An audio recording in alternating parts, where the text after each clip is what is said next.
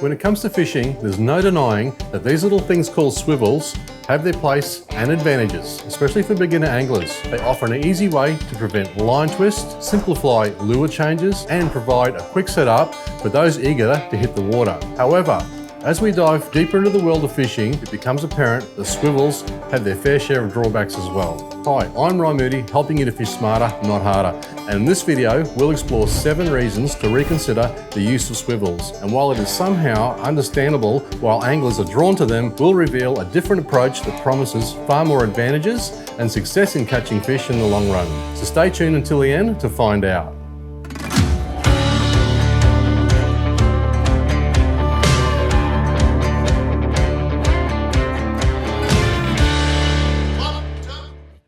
First things first, let's dive into the scenarios where a swivel is a must and cannot be avoided. So first up is when you are, for example, bait fishing in the shallows where you've got a little bit of current and you're using a running rig, and that's mostly in shallow waters, and you're always fishing generally in some tidal movement.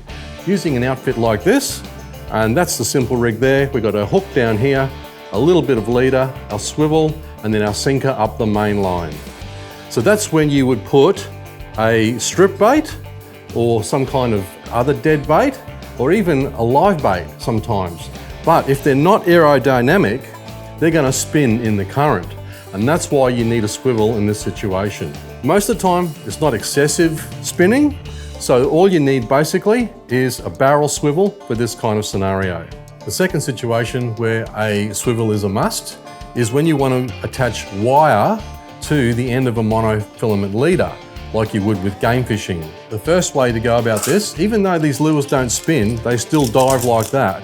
The swivels are not there for spinning purposes. They're for attachment only. So in this situation here, at the end of the wire, I have put a swivel on it. Now the other way is if you have a snap swivel, which has the snap attached to the swivel.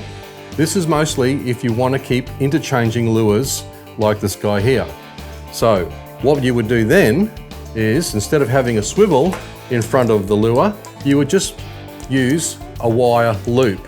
And that's done with haywire twists and a barrel roll, and we have another blog on that as well. The only drawback is you have a little bit more hardware here now, and sometimes mackerel and other species can actually bite at the swivels. So that is the only drawback. So you've got 2 options in this situation. And the third one is where you are using metal slicers or spoon type lures that spin. Some of them are not designed to fully spin, others are designed to flash around a little bit and all over the place. But after a full day's use, quite often they'll just spin one way too much and can twist your line really bad. So you still need a swivel in this situation. What we like to use is the ball bearing swivel. They are the most efficient out of all the swivels and the most expensive, but they are designed for these areas where you are getting maximum spin. Now that we've covered when swivels are a must-have in a few different fishing situations, let's take a closer look at their limitations in other scenarios. So first up is the extra expense that you could spend on other tackle, like more lures. Point number 2 is swivel failures, and this can happen if you buy the cheapest brands out of the lot. I like to use the nickel-plated ones as they last a lot longer, but they are a little bit more expensive like I mentioned. Third is the bulk and the weight of the swivel. For those of you who might use a setup like this with a small piece of leader attached to a swivel attached to your main line, if that swivel is too bulky, it can restrict the movement of your lure, and you don't want that. And of course, the smaller the better, so less the fish can see. Number 4 is the snagging risks involved, especially if you're around weedy areas. So what happens is the weed or seagrass, whatever it is, gets stuck on the swivel and creates a big mass in front of the lure, which then affects the movement of the lure, and of course you've got an anomaly getting trolled in front of your lure, which spooks the fish. Number 5, some swivels can be susceptible to corrosion and deterioration. These are usually your cheapest ones and the ones that don't have nickel coatings. That's why I always use nickel coated swivels. So those of you who really want to stick to using swivels, then look for these type. Naturally, they are a bit more expensive than the cheap and nasty ones. Number 6 is the risk of snapping your line. Simply because when you're using a rig like this, when you're luring especially, people tend to wind the swivel into the rod tip. And what that does is chip the ceramics in your rod tip, and some of them might be only little hairline fractures that you cannot see. And what happens is, as your line is going in and out over that little hairline crack, especially your braided fishing line, because it's so susceptible to wear and tear, that it slowly cuts. So next time you hook up a really good fish, you can snap your line. So try and avoid winding your swivels into your rod tips.